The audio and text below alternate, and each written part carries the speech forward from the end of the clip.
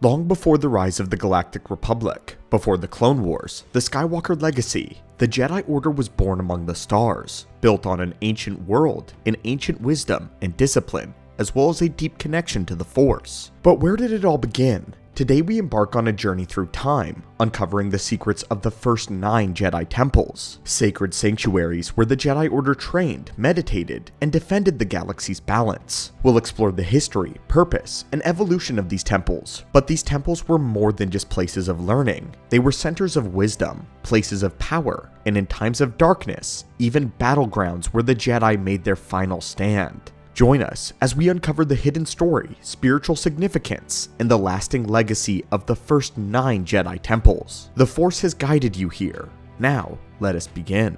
The Jedi Order did not actually begin with one solitary temple. They began with 9. They were known as the Tho Yor. The Tho Yor are so much more than temples though. They are a pivotal part of the early Jedi mythology. Originating from the dawn of the Jedi era in Star Wars, these mysterious structures were not only ancient temples, but also starships and monuments of incredible Force significance. To fully appreciate the 9 Tho Yor temples, we first must understand what the Tho Yor actually were, their origin, their builders, and their profound purpose. The Tho Yor were massive pyramid-like starships that date back to the earliest known era of the Star Wars galaxy, predating both the formation of the Jedi and the establishment of the Galactic Republic. These structures were characterized by their smooth, geometric design, resembling a fusion of a pyramid and a monolith, with no visible seams, engines, or markings. They were made of pyramid-like metallic seamless exteriors and glowing lines of energy, their size varying in dimensions by large enough to carry numerous beings across an entire galaxy. It was also made of a mysterious alloy that was resistant to damage and was impervious to most forms of scanning. The Tho Yor temples were literally indestructible. But here's where things get really interesting.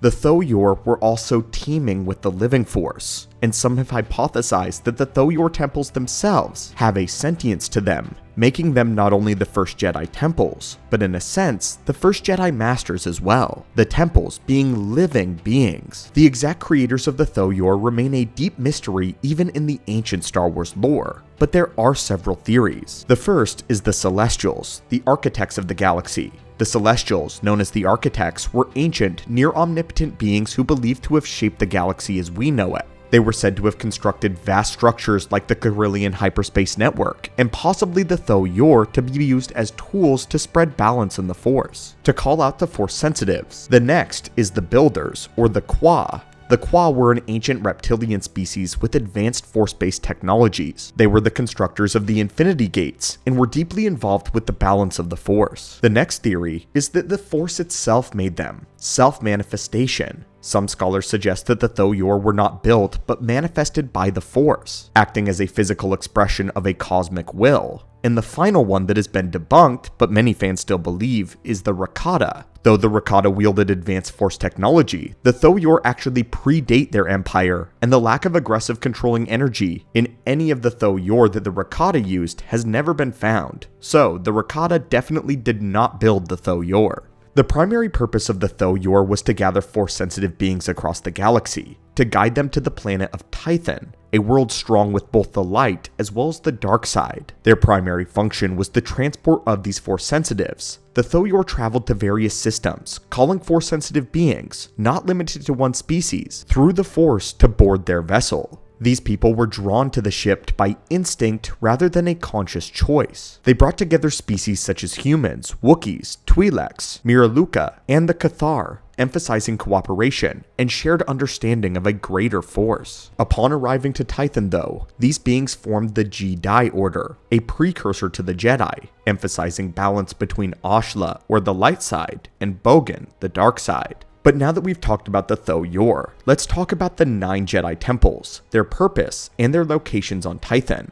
Once on Tython, the Tho Yor grounded themselves in specific locations across the planet, transforming into locations of study, in order to lead the new Jedi Order into a bright future. Each temple embodied a different aspect of the Force, and served a specialized purpose. The first was Akar Kesh, the Temple of Balance. Its purpose was dedicated to the balance of the light and the dark, and the training was in the understanding the balance between passion and serenity, power and restraint. This was located atop a floating rock formation, emphasizing harmony in the Force and in the world of Tython. The second was known as Kaleth, the Temple of Knowledge. Its purpose was to focus on the preservation and study of ancient knowledge of the galaxy. They focused on Force philosophy, history, and galactic lore. It was a library-like temple with vast archives and early Force texts. The third was known as Bodhi, the Temple of Arts and Creativity.